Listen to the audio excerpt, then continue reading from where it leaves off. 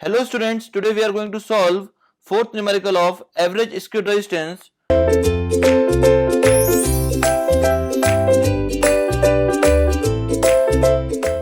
Question is given as a vehicle traveling at a speed of 80 km per hour stopped within 2.5 seconds after the application of brake. Then the average skid resistance offered by the pavement is. Now we have to determine the value of average skid resistance. Now in the question, initial speed is given as 80 km per hour.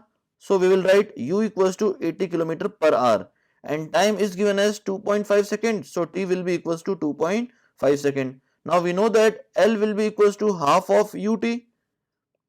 On putting the value of u here, that is 0.278 into 80, because we have to convert this value of u from kilometer per hour to meter per second. That's why we had multiplied here 0.278 into the value of t will be equals to 2.5.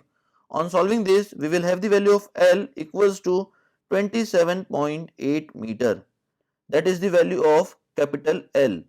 Now we need to determine the value of average skid resistance, which will be equals to F equals to u square upon 2gl.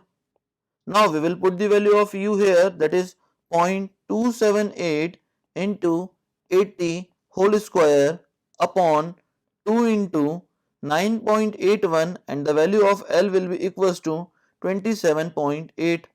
On solving this, we will have the value of average skid resistance, that is small f equals to 0.906. That will be the complete solution of this question. Thank you very much, students.